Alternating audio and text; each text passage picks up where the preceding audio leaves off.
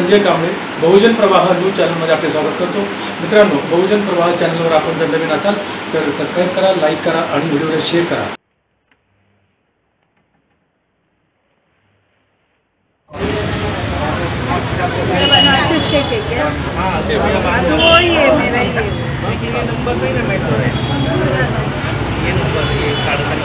ये कार्ड का नंबर नहीं हो रहा, ये वाला ये कार्ड का नंबर नहीं मैच हो रहा, ये मैच हो रहा, ये मैच हो रहा,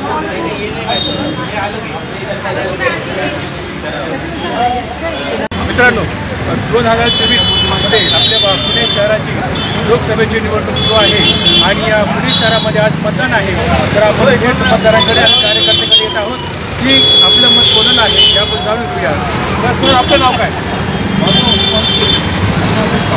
थोडं अलीकडे आता आपल्या लोकसभेची निवडणूक सुरू आहे 2024ची। खासदार पुण्याचा खासदार कोण, आपण कोणाला पसंत करणार? रवींद्र धंगेकर आपला पण त्यांनाच का बाकीचे जे 28 उमेदवार आहेत जो लोकांच्या कामाला एका फोनवर अर्ध्या रात्री हजर राहतो तो आपला तो आहे रवींद्र धंगेकर। अच्छा, त्याचं काम पूर्वीच्या कामाचा तुम्हाला अनुभव वगैरे आहे का? कामं काय लोक तुम्ही इथं पाहताय हो ते उत्स्फूर्तपणे स्वतः येतात। त्याचं कारण आहे प्रत्येकाच्या कामात आलेला एक फोन केला कधी फोन उचलला नाही असं नाही। बरं, साधारणतः किती मतं निवडून येतील बरं? कमीत कमी 1 लाख त्याच्या पुढं, कमीत कमी 1 लाख। अजून आपण बोलणार आहात? बोला की, विचारा की प्रश्न, त्याला काय? हां, तर आपला उमेदवार कोण, पुण्याचा खासदार कोण होईल? रवींद्र धंगेकर। हा मला पण विचारतो हो, 20 वर्षापूर्वी जसं गडबडीत होता तसा प्रत्येक लहान मुलाच्या पोटाचे करणार। अच्छा, रवींद्रचा विकास करणारा कोणी सांगतो? रवींद्र तुमचं काय मत आहे? रवींद्र धंगेकर माणुसकी म्हणजे या जगात हे पुढे धर्मजातीच्या गर्दीमध्ये जो आपली भारतीय म्हणतो तो माणूस, जो चौकातल्या तो उन्हात थांबलेला मुलगा त्याच्या हातात पाठी पेन्सिल देतो तो माणूस आणि तिथं माणुसकी जो रुग्णांना मदत करतो, रुग्णाची बिलं कमी करतो, मुलांचे फीचे पैसे कमी करतो, त्याला म्हणतात माणुसकी। आणि असा माणूस आमचा अनुभव धंगेकर तो कमीत कमी 2 लाख मतांनी निवडून येणार। काय तुम्ही काय पाहता, तुम्ही कसं म्हणता? आमचं मत धंगेकर, रवींद्र धंगेकर। रात्रंदिवस सगळ्यांसाठी धावपळ करणारा माणूस धंगेकर, महिलांची अडचणी समजून घेणारा धंगेकर, अर्धा रात्र उठून कधी पण कॉल करा, काही पण करा, ते धंगेकर। हा, तर मग मोदी तर म्हणतात आपकी बार 400 पार, हे कसं काय शक्य आहे? आम्हाला 400 पार करून सिलेंडर आणि पेट्रोल 400 रुपयाचं करायचं नाहीये। आम्हाला आमचा पेट्रोल, सिलेंडर, गॅस हे कमी किमतीने करायचं। त्याच्यासाठी आमच्यासाठी धंगेकर 1 नंबर धंगेकर। हा, बोला सपने हा त्यांना सपने दिसणार ते। हा, आणि ते म्हणजे 400 काय 500 काय हा बोलायला कोणी पण बोलू शकतो। मतदार जागृत असतो, मतदारांना माहिती असतं की मी कुणाला मत देतो आणि आजच्या काळामध्ये मतदाराला ते माहिती आहे की मला मत कुणाला द्यायचं। आपला रवींद्र धंगेकर। आज पुणे शहरामध्ये लोकसभेचं मतदान सुरू आहे। तर आपण आज ॲडव्होकेट कांबळे इथं थांबलेले आहे, तर आपण त्यांचे थेट संवाद साधूया। तर आज लोकसभेची आज मतदान आहे लोकसभेचं, तर आपला खासदार कोण आहे आणि आपलं मतदान कोण आहे? मतदान कोणाला हे सांगणं लोकशाहीमध्ये चुकीचं ठरेल। बरं, आपला खासदार बनण्यापेक्षा आता पुणे शहरामधलं वातावरण जर पाहिलं तर एकंदर पुणे शहरामध्ये भारतीय जनता पार्टीचं या ठिकाणी कमळ खुलेल ते एकंदर संपूर्ण पुणे शहरामध्ये वातावरण आहे। अशा पद्धतीचं वातावरण या ठिकाणी आहे। बरं, मुरलीधर मोहोळच का खासदार, बाकी अजून 30 खासदार उमेदवार आहेत, त्यापैकी एक नाही। साधारण बऱ्याचशा मतदारसंघामध्ये आम्ही फिरल्यानंतर असं लक्षात आलं की बाबा बऱ्यापैकी लोक बाहेर पडत आहेत आणि एक वेगळा विचार घेऊन बाहेर पडत असल्यामुळं मला असं वाटतं की बाबा पुण्यामध्ये कमळ खुलू शकेल। पण आता आपल्या वसंतदादा मोरे हे देखील थांबले, पण लोकांचा असा आक्षेप आहे, लोकांचं असं मत आहे की वसंतदादा मोरेंना मत म्हणजे भाजपला मत, हे कितपत ही कन्सेप्ट आहे। प्रत्येक पक्ष हा आपापल्या विचारधारेवर काम करत असतो. प्रत्येकजण आपापल्या विचारधारेवर पक्ष चालवत असतो. त्यामुळं जो या पक्षाचा, जो या गटाचा, जो त्या गटाचा कधी होत नसतं. वास्तविक पत्रकार लोकांमध्ये आपण जातो, प्रत्येक पक्षाचे वेगवेगळे विचारधारेचे लोक त्या परिसरामध्ये, त्या भागामध्ये असतात. त्यामुळं असं म्हणणं चुकीचं आहे. आणि काल पुणे शहरामध्ये पैसे वाटप झाले म्हणजे असं काही कार्यकर्त्यांचं म्हणणं होतं आणि पोलीस स्टेशन दोन्ही पक्षाचे कार्यकर्ते वास्तविक पाहता कालचा स्टंट जर बघितला तर तो ॲक्च्युली चुकीचा होता. कुठेही पुणे शहरामध्ये ₹1 देखील वाटला गेलेला नाही. केवळ राजकीय स्टंट असतात, राजकीय काय स्ट्रॅटेजी वापरावी लागते, तो त्यातला एक पार्ट होता. असं काही कुठं मला तरी दिसलेलं नाही की कुठं पैसे वाटले गेलेले. आपलं नाव काय? वसंत विठ्ठल कांबळे. अच्छा, बोला. कोण पुण्याचा खासदार होईल काय वाटतं? रविभाऊ धनगर. अरे वा, रवींद्र धनगर. का बरं? सर्वसामान्यांच्या हक्याला धावून येणारा माणूस. अच्छा. तुम्ही रात्री 2 वाजता जरी फोन केला, आज आमदार जरी असेल तर स्वतः 2 व्हीलरवर रात्री 2 वाजता तुमच्या ससूरला उद्या डेड बॉडी घ्यायला, उद्या डेड बॉडीला पोस्टमॉर्टमसाठी उद्या सर्वसामान्य माणसाच्या हाकेला धावून येणारा माणूस.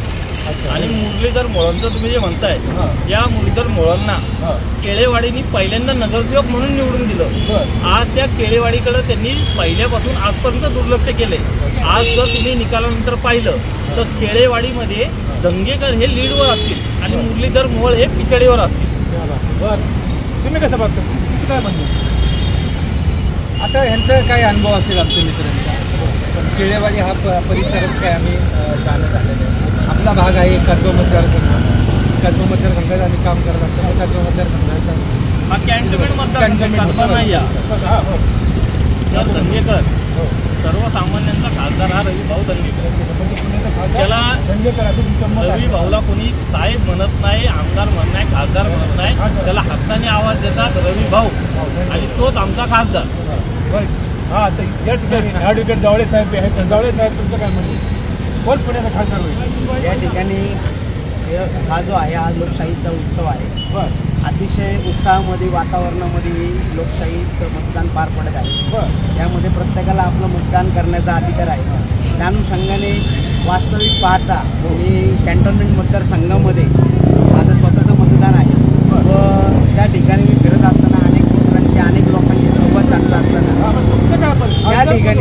त्या ठिकाणी रवींद्रभाऊ धंगेकर यांचं नाव अतिशय मोठ्या उत्साहामध्ये लोक घेत आहेत आणि रवींद्रभाऊ धंगेकरांनाच जास्तीत जास्त पसंती या ठिकाणी दर्शवल्या जातात. बरं, रवींद्र धंगेकरांचा तुमचा काय अनुभव, वैयक्तिक अनुभव काय? वैयक्तिक अनुभव खूपच चांगला आहे. रवींद्रभाऊ धंगेकर म्हणजे माझ्याकडे काही लोक गेल्या टर्ममध्ये आले होते, जे शिक्षक होते. कात्रजमधली शाळा होती जी महापालिकेची बंद झाल्यामुळं शिक्षक वर्ग भरत नाही, काही नाही. आणि 15-15, 20-20 वर्षाची लोक कामाला होते, शाळेत शिक्षक म्हणून शिकवत होते.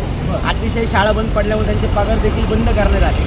अशा परिस्थितीमध्ये त्यांची खाण्याची अतिशय हाल व्हायला लागले. त्यामुळं ते हिवाळी अधिवेशनमध्ये ते नागपूरला देखील गेले होते. तिथनं शिक्षक मंत्र्याचा फोन देखील आला तरी त्यांचं काम झालं नाही. त्यांना कोणीतरी सांगितलं की तुम्ही पुणे महानगरपालिकेत काम आहे तर तुम्ही रवींद्र धंगेकरांकडेच जा, तुमचं काम तिथंच होणार आहे. आणि अतिशय माझ्यासारख्या प्रामाणिक कार्यकर्त्यांनी त्या मला संवाद साधला. मी भाऊंकडे गेलो, त्यांना सांगितलं अशी अशी अडचण आहे व त्या लोकांना घेऊन गेल्यानंतर स्वतः रवींद्र भाऊ त्या तिथं बिनवडे म्हणून मॅडम आहेत, त्यांच्याकडे जाऊन त्यांचा प्रश्न मांडला व त्यांचं काम मार्गी लावून. बरं, रवींद्र धंगेकर किती मतं निवडून येतील असं काय? या ठिकाणी बघा अतिशय चुरशीची लढाई आहे, परंतु रवींद्र भाऊ धंगेकर हे लोकांच्या मनातले उमेदवार आहेत. त्याचप्रमाणे मोदींच्या कारभाराला कंटाळून जी लोक रवींद्र भाऊ धंगेकरांना मतं करणार आहे, म्हणजे मी देखील आज पहिल्यांदा काँग्रेसला मतदान केलेलं आहे. जेपर्यंत आजपर्यंत म्हणजे कट्टर शिवसैनिक आहे. हे बघा आमचा शिवबंध, मी कट्टर शिवसैनिक आहे आणि पहिल्यांदा आम्ही रवींद्र भाऊ धंगेकरांना वोट केलेला आहे. काँग्रेस म्हणजे आमचा जरी महायुतीतला पक्ष जरी असला पण पूर्वी आम्ही महायुतीत होतो, युतीमध्ये होतो. आणि आज जर बघितलं तर महाविकास आघाडी म्हणून अतिशय चांगलं वाटलं मतदान करायला व लोकशाही व संविधान वाचवण्याचा एक मी स्टेप घेतली त्याबद्दल मला अभिमान वाटतो. उद्धव साहेबांची बरं, शिवसेना आपलं काय आपल्या म्हणणं आहे? आपण एवढं ते विरोधी भाऊ ते ना. ते सांगायचे यांचं सुद्धा मत आहे की रवींद्र धंगेकर शिवाय पर्याय नाही, रवींद्र धंगेकर पर्याय नाही असं यांचं मत आहे. आम्हाला जात पात माणूस करून आला काही विचारत नाही. तो फक्त विचारतो माणसात तुझी काय अडचण आहे. त्या माणसाचं काम तो स्वतः गाडीवर बसून जिथं काम असेल तिथं जातो तो स्वतः आणि ते काम करून देतो. तो कुठल्या पक्षाचा असतो, कुठला माणूस येणारा, तो कधी त्याचा पक्ष बघत नाही, कुठला कुठं राहतो बघत नाही, कुठल्या कोपऱ्यात राहतो तो बघत नाही. माझ्याकडे आला त्याचं काम करत हाच त्याचा पहिल्याचं उद्दिष्ट आहे. म्हणून रवींद्र धंगेकर. रवींद्र धंगेकर किती मतं निवडून येतील? साधारणपणे 1 ते 1.25 लाख मतांनी रवींद्र धंगेकर आता निवडून येतात. सर्व लोकांनी आज त्यांना सपोर्ट केलेला आहे. पुण्यातले सर्वसामान्य जनता जी आहे ती खूप सुज्ञ आहे आणि त्यांना माहिती आहे आता की जे काही इतर पक्षांचा प्रॉब्लेम त्यांनी केलेला आहे भाजपने आणि इतर पक्षांनी, त्यामुळे रवींद्र धंगेकर आता त्याच्या विरुद्ध संघर्ष करत आहे. त्याचप्रमाणे आज जनशक्ती विरुद्ध जनशक्ती असं एक लढा चालू झालेला आहे आणि त्या लढ्यामध्ये नक्कीच जनशक्ती निवडून येईल. रवींद्र धंगेकर हे नक्कीच निवडून येईल. आणि विरोधी पक्षाचे काही कार्यकर्ते पैसे वाटतात त्यांचा पराभव त्यांना दिसायला लागला म्हणून तो कसे वाटतात. 100% त्यांचा पराभव त्यांना दिसायला लागला म्हणून तो कसे वाटतात, पैसे वाटत आहेत. आणि काही मतदाराचे खूप अल्पसंख्याक लोकांचे पण मतदार कापलेले आहेत. आमच्या पंचायतगाव स्वतः त्यांचं नाव कापलेलं मतदार. काय कशासाठी कापला काय राजकारणामुळे? माझं मत मी धंगेकर होतो म्हणून कापलं. अच्छा, म्हणजे निवडणूक आयोगाला सुद्धा माहिती आहे बापरे क्या बात आहे. या वाद आहे. त्याच्याबद्दल मला एक मिनिट बोलायचं. असे जवळजवळ 50,000 मतं कापली गेलेली आहेत. अच्छा. आम्ही आता बऱ्याच बूथ टू बूथ फिरून आलो आता. त्यावेळेला असं लक्षात आलं की रवींद्र धंगेकरांची जी मतदार आहेत, प्रामाणिक मतदार आहेत, जे मतदान करणार आहेत अशा लोकांची आणि स्पेसिफिक त्यांच्या घरातल्या लोकांची मतदान कट करण्यात आलेलं आहे. असं स्पेसिफिक झालेलं आहे आता. तर असे साधारणपणे 50,000 मतदान कट केलं गेलेलं आहे. हे मुद्दाम केलेलं आहे असं एकंदरीत. आणि जास्त करून अल्पसंख्याक लोकांचेच मतदान कट केले. माझं स्वतःचं नाव नव्हता, मी भांडणं करून मी वोट टाकून आलेलो आहे. अच्छा, म्हणजे मुस्लिम लोकांचं एवढं नावं कट केलेलं आहे की त्याला काय पण हे परवानगी नाही. म्हणजे आता निवडणुकीच्या अगोदरच या अल्पसंख्याक लोकांवरती अन्याय सुरू आहे की यांना मतदानापासून सुद्धा अलिप्त ठेवण्यात येत आहे. एक प्रकारे हुकुमशाही सुरू आहे असं वाटते का तुम्हाला? हो, 100% हुकुमशाही सुरू आहे. आजकाल हुकुमशाहीकडे चालली. अरविंद शिंदे हे काँग्रेसचा परंपरागत जो मतदार आहे त्याची नावं ही जाणून बुजून यांनी कट केलेली आहे आणि ही हुकुमशाहीकडे यांची वाटचाल चालू आहे. अरविंद शिंदे स्टेशनचा नगरसेवक आहे. त्याच्या नाव एक जण मतदान करून आलं. बोगस मतदान झालं. पहिल्यांदा हो का? आमचं ते काय राहिलं म्हणजे माहिती का, काही मोबाईलमध्ये असलेले पुरावे हे आयडी लागतो ते मी ग्राह्य धरले नाही की आता काही काही लांबले लोक आले बाबा पाकिट घरी विसरले बाबा मोबाईलमध्ये पुरावे आहेत ते त्यांनी ऍक्सेप्ट केलेलेच नाही. न मतदान करता लोक परत गेले. तो एक मोठा इफेक्ट होणार आहे. तुमच्यातर्फे कळू इच्छितो की किती काही करा येणार तर रवींद्र धंगेकर येणार आहे. क्या बात आहे. अरविंद शिंदेला त्या केंद्रावरती असलेला प्रोसिडिंग ऑफिसर आहे तोही चेहऱ्याने ओळखतो. तर त्यांच्या नावावर बोगस मतदान करून दिलं म्हणजे निवडणूक आयोग आणि निवडणुकीची प्रक्रिया ही सगळी हुकुमशाहीकडे दाबली गेलेली आहे. आणि आम्हाला लोकशाही जिवंत ठेवण्यासाठी रवींद्र धंगेकर हे पुण्याचे खासदार हवेत. वाचवण्यासाठी बोलू का? हा बोला दाखवा. बंद करून टाका. हो, द्या.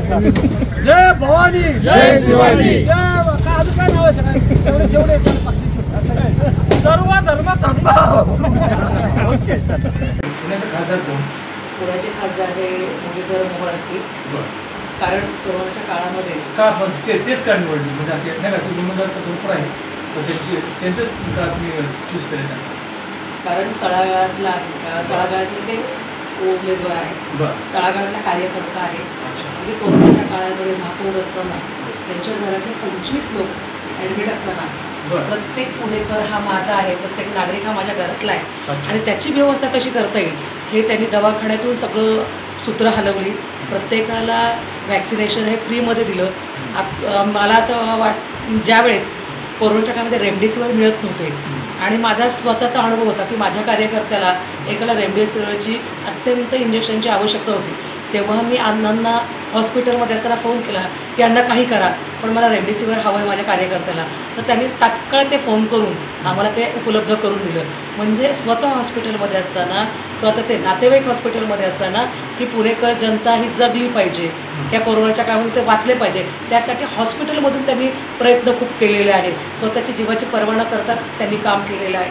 म्हणून मला या ठिकाणी वाटतं की आपण सर्वांनी आपल्याला काम करणारा माणूस, आपल्या हक्काचा माणूस, आपल्या मदतीला येणारा माणूस आणि पुण्याचा विकास करणारा माणूस की ज्याने महापौर पद या ठिकाणी भूषवलेलं आहे आणि पुण्याचा अत्यंत विकास केला. खासदार झाल्यानंतर ते अतिशय चांगल्या पद्धतीने वेगानं या ठिकाणी काम करतील, पुण्याचा विकास करतील. म्हणून मी सर्वांना विनंती करते की आपण मुरलीधर अण्णांच्या पाठीशी खंबीरपणे उभं राहावं आणि कमळाचं बटन दाबून त्यांना भरघोस मताने विजयी करावं, या ठिकाणी विनंती करते. धन्यवाद. जय भीम. 2024 लोकसभेची निवडणूक पुणे शहरामध्ये सुरू आहे आणि आज मतदान पुणे शहरामध्ये मतदान होत आहे. आणि आज आपल्यासमोर विजय जगताप हे सामाजिक कार्यकर्ते आपल्यासमोर होते आहेत. त्याबद्दल त्यांना विचारूया की पुण्याचे खासदार कोण? पुण्याचे खासदार हे वंचित बहुजन आघाडीचे उमेदवार वसंतताई मोरे होणार आहेत. तर भाजपची लोक आहेत, काँग्रेसची लोक आहेत, ते पैसे देऊन सभेला, मोर्चाला, सभेला लोक आणत होते. परंतु वसंतताई मोरेच्या प्रचारामध्ये पैसे न देता लोक घरनं डबा आणून वसंतताई मोरे यांचा प्रचार करते. ही जनता ही स्वाभिमानी जनता आहे. ही जनता पैसे न घेता स्वतःच्या पेट्रोल पाणी खर्च करून त्यांनी वसंतताई मोरे यांचा प्रचार केलेला आहे. तसेच अनेकांनी वसंतताई मोरे यांना पैसे दिले आहेत निवडून आणण्यासाठी. तर जास्तीत जास्त त्यांना पैसे दिले आणि मत पण देणार. हो, काही लोक मत पण देणार आहे. तर आम्ही पुणे शहराच्या वतीने बोलू इच्छितो की वसंतताई मोरे हे जास्त संख्येने निवडून येतील. आणि तसेच काँग्रेस बोलते, राष्ट्रवादी बोलते, जी आघाडीचे लोक, महाविकास आघाडीचे लोक बोलतात की वंचित बहुजन आघाडी ही बी टीम आहे. पण मी मला त्यांना सांगायचा विषय असा आहे की उत्तर प्रदेशमध्ये BSP सारखा मोठा पक्ष आहे. त्या पक्षाच्या विरोधामध्ये पण काँग्रेसचे उमेदवार उभे राहतात. जी लढत BSP आणि भाजपच्या विरोधामध्ये असते त्यामध्ये काँग्रेसचा उमेदवार उडी मारतो. म्हणजे त्या भागामध्ये उत्तर प्रदेशमध्ये 2020 मताने BSPचे उमेदवार पडलेले आहेत. मग तिकडं मग काँग्रेस का बी टीम आहे का? महाराष्ट्रामध्ये तुम्ही वंचितचा बी टीम का बोलता? तर हे सर्व खोटे आहे. ही जी लढाई वंचितची ही सामाजिक लढाई आहे आणि यामध्ये वंचित जास्त उमेदवार महाराष्ट्रामधनं निवडून जाते. आता एकूण तरी साधारणतः वसंतताई मोरेंना किती मतांनी निवडून येते? तर जास्त नाही पण 50,000च्या लीडनी वसंतताई मोरे निवडून येते. आणि पुणे शहरामध्ये अशी चर्चा आहे की बाबा वसंतताई मोरे हे RSSचे कार्यकर्ते होते पहिले आणि भीमा कोरेगावच्या स्तंभामध्ये जंगलीमध्ये सुद्धा मिलिंद एकबोटेचे ते कार्यकर्ते आहेत, त्यांचा हात होता. ह्याविषयी आपण काय सांगा? कसं बघा, पूर्वी माणूस काय होता ते न बघता आता माणूस आंबेडकर विचार झालेला आहे. ते आपण बघितलं पाहिजे. त्याने बाळासाहेब आंबेडकरांचा लेबल त्यांच्या हाती लावलेला आहे. कोणत्या इथं सोडून आता ते त्यांचं प्रभू झाले, ते वंचितच्या मार्गे लागले. हां, म्हणजे अर्थातच त्यांनी राजकीय परिवर्तन केलं असं म्हणा हरकत नाही. हो, आहे की नाही? राजकीय परिवर्तन झालं. हो. आणि तुमच्या मते पुणे शहराचा खासदार, पुण्याचा खासदार हा वसंतताई मोरे होते आणि 50च्या लीडने ते निवडून होते. धन्यवाद. थँक्यू. पाहत राहा बहुजन प्रभाव न्यूज चॅनल. आणि चॅनलवरती आपण जर नवीन असाल तर चॅनलला सबस्क्राईब करा, व्हिडिओला लाईक करा आणि पुढे शेअर करा. धन्यवाद. जय भीम, जय संविधान, जय भारत.